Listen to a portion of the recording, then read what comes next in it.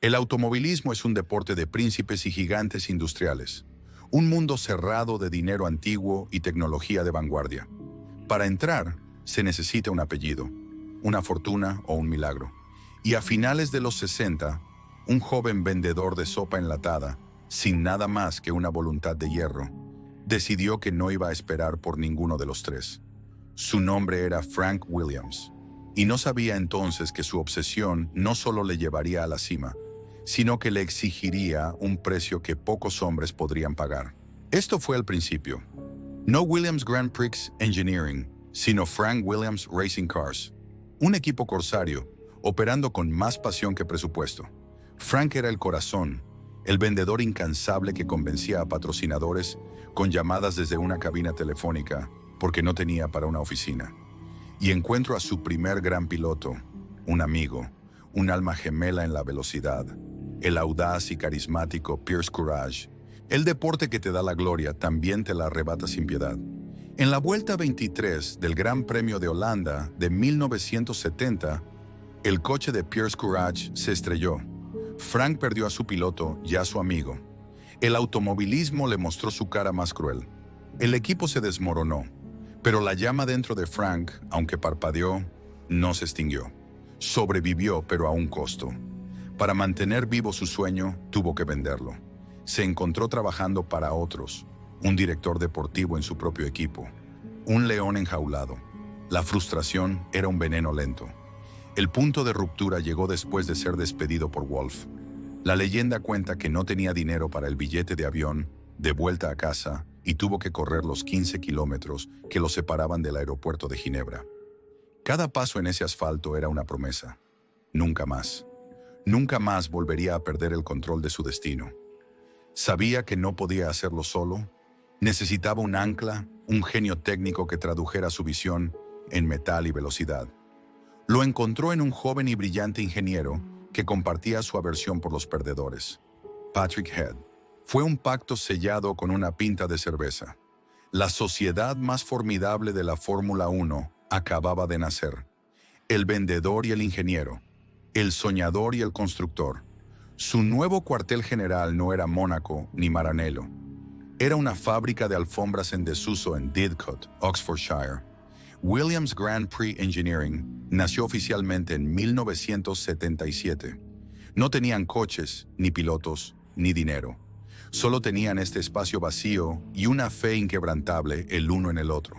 Frank volvió a hacer lo que mejor sabía: vender el sueño. Vivía y respiraba en la fábrica, realizando llamadas a cualquier hora, a cualquier parte del mundo. Buscaba el socio que lo cambiara todo, y lo encontró en el lugar más inesperado: la secadora nacional de Arabia Saudí. Con el respaldo de la familia real, de repente, el equipo del garaje tenía el músculo financiero para competir. La icónica librea verde y blanco estaba a punto de nacer. Su primera temporada fue de aprendizaje. Con un coche cliente y el piloto belga Patrick Neve, los resultados fueron modestos. Pero cada vuelta, cada carrera, era una declaración. Frank Williams estaba de vuelta en el juego, y esta vez bajo sus propias reglas. Mientras Frank construía el negocio, Patrick construía la máquina. En 1978 diseñó el Williams FW06, un coche limpio, sencillo, eficiente. Y para conducirlo, ficharon a un australiano duro, directo y sin complejos, tan pragmático como el propio Head, Alan Jones. Era la pieza que faltaba. Ese año, Jones consiguió los primeros puntos y el primer podio para el equipo en Estados Unidos. El mundo de la Fórmula 1 empezó a tomar nota. Algo se estaba gestando en ese viejo almacén de alfombras en Didcot. No eran solo un equipo más, eran una amenaza. Y entonces llegó el arma definitiva. Para 1979, Patrick Head perfeccionó el concepto del efecto suelo y creó una obra maestra de la ingeniería, el FW07. No era solo un coche de carreras, era un misil tierra-tierra. Era tan avanzado que sus rivales solo podían mirar con asombro y envidia. En casa, en Silverstone, el dominio fue absoluto. El destino quiso que Jones abandonara, dejando el camino libre a su compañero. El 14 de julio de 1979, Clay Regazzoni le dio a Williams su primera victoria en un gran premio. Para Frank era la validación de una década de sacrificios, deudas y tragedias. El hombre que corrió a casa desde el aeropuerto porque no tenía dinero, ahora estaba en la cima del podio. La victoria de Regazzoni abrió las compuertas. Alan Jones se desató, ganando 4 de las siguientes 5 carreras.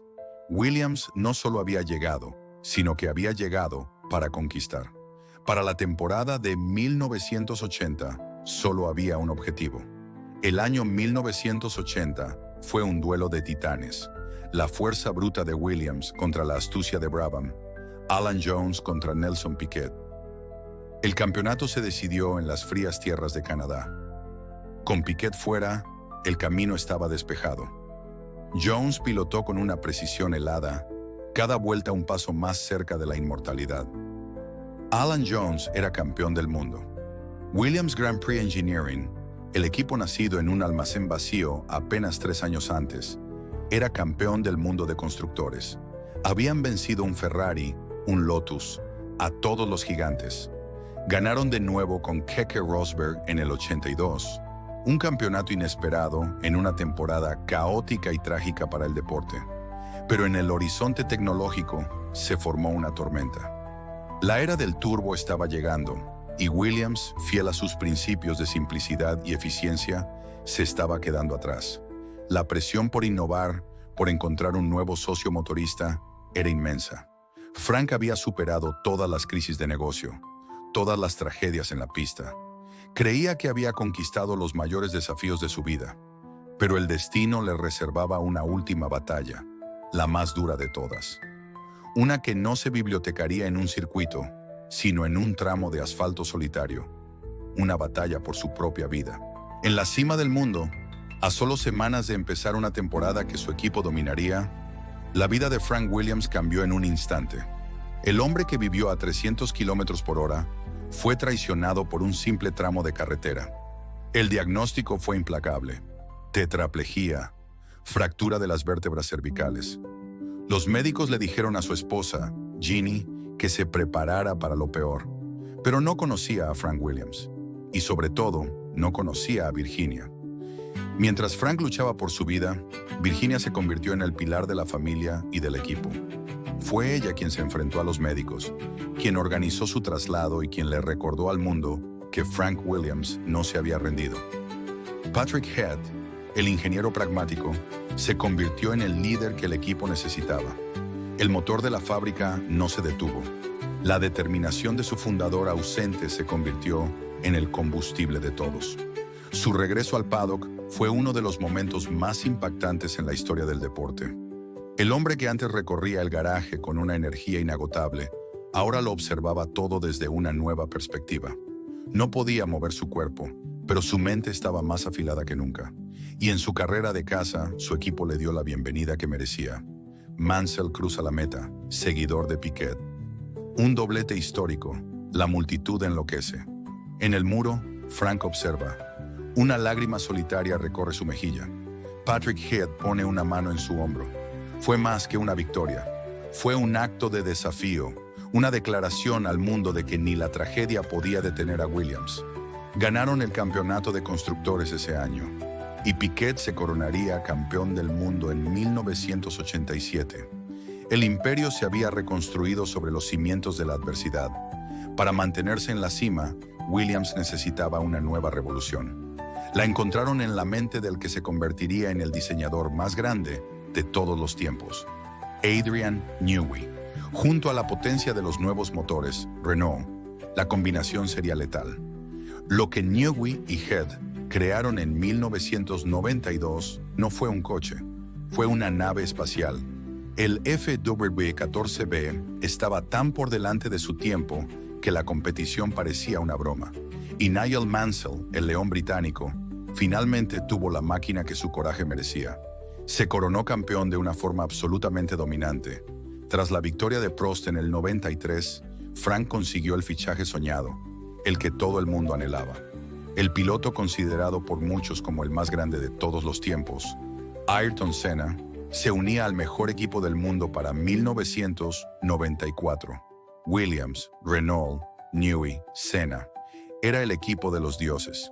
Teóricamente, eran invencibles, pero la teoría a veces se hace pedazos contra la dura realidad. El Gran Premio de San Marino en Imola se convirtió en el fin de semana más negro de la historia de la Fórmula 1. El mundo observado en silencio y horrorizado. El impacto es brutal. La cámara a bordo se corta. El silencio que sigue es ensordecedor. Vemos el coche destruido, inmóvil. La cabeza de Senna se mueve una última vez. Un gesto casi imperceptible, antes de quedar quieta. Ayrton Senna, el mito, el inmortal, murió en un Williams. Para Frank, fue una herida de la que nunca se recuperaría. La tragedia definitiva. El equipo que había sobrevivido a todo, ahora estaba marcado para siempre por la muerte del piloto más grande. La gloria fue reemplazada por la sospecha y el dolor. El equipo tuvo que luchar no solo en las pistas, sino también en los tribunales, defendiendo su honor y su ingeniería. La nube de Imola perseguiría a Williams durante más de una década. De las cenizas de la tragedia, el equipo tuvo que seguir. Damon Hill, el leal escudero, asumió el liderazgo y, tras una amarga lucha, le dio a Williams su siguiente campeonato en 1996. Fue una victoria terapéutica, un homenaje a la memoria de Senna. Al año siguiente, el audaz canadiense Jacques Villeneuve conseguiría el que sería el último título mundial para el equipo. Pero el final de una era había llegado. Newey se fue, Renault se fue. La Fórmula 1 cambió, convirtiéndose en un juego de gigantes automotrices con presupuestos astronómicos. El modelo del garajista, del equipo independiente que Frank había perfeccionado, se estaba volviendo obsoleto. Las victorias se hicieron esporádicas y luego desaparecieron. Con la salud de Frank en declive, su hija, Claire, adquirió el inmenso desafío de dirigir el equipo. Luchó con la misma tenacidad que su padre, pero la marea de la F1 moderna era demasiado fuerte.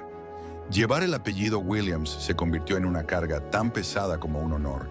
En 2020, para asegurar la supervivencia del equipo, la familia Williams tomó la decisión más dolorosa de todas: venderlo. Después de 43 años y 750 carreras, el último equipo verdaderamente familiar e independiente de la parrilla cambiaba de manos. El final llegó al templo de la velocidad, en un silencio casi poético. Sin el rugido de los fans, la familia Williams se despidió del deporte que habían ayudado a definir. No hubo lágrimas en público, solo la tranquila dignidad de saber que lo habían dado todo.